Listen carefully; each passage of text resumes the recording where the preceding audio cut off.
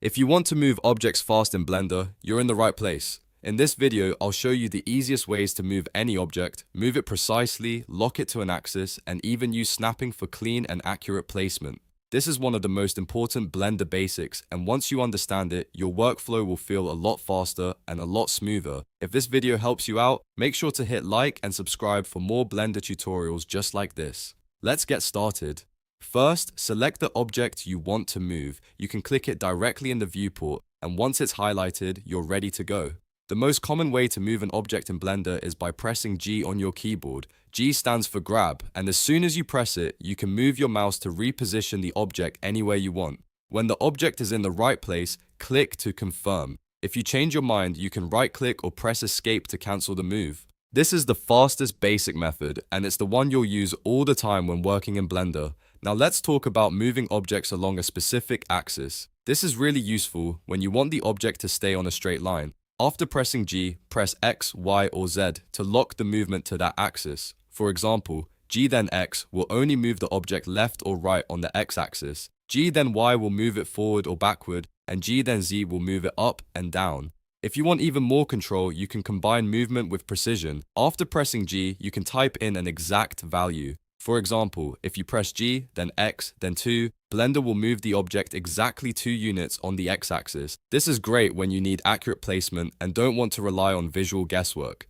Another very helpful option is using the item panel for exact positioning. With your object selected, press N to open the side panel, then go to the item tab. Here you'll see the object's location values. You can type in exact numbers for X, Y, and Z, which is perfect when you need complete precision. This method is ideal for modeling, scene layout, and any time you need objects to line up perfectly. Let's move on to snapping. If you want your object to snap into place while moving, hold Ctrl as you drag it.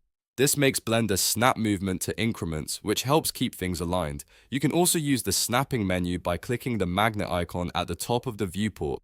From there, you can choose snapping options like grid or vertex snapping, depending on what kind of workflow you need.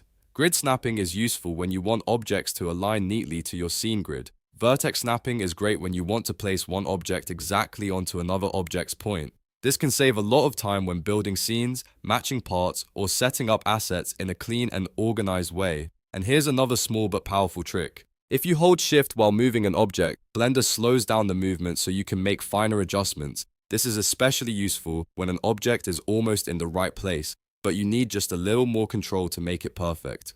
Combining Shift with movement gives you much better precision without needing to switch tools. So let's quickly recap the main ways to move objects in Blender. Press G to move freely. Use G plus X, Y, or Z to lock movement to one axis. Type a number after moving for exact placement. Use the item tab in the end panel for precise location values. Hold Ctrl for snapping. Use the magnet icon for more snapping options. And hold Shift for slow, careful movement. Once you get comfortable with these shortcuts, moving objects in Blender becomes second nature. It's one of the first skills every Blender user should learn because it makes everything else easier, from modeling to animation to scene design. The more you practice these movement controls, the faster you'll build your scenes and the more confident you'll feel inside Blender. If this tutorial helped you, please hit the like button, subscribe for more Blender tips and beginner tutorials, and let me know in the comments if you want a full Blender shortcuts guide next. Thanks for watching, and I'll see you in the next one.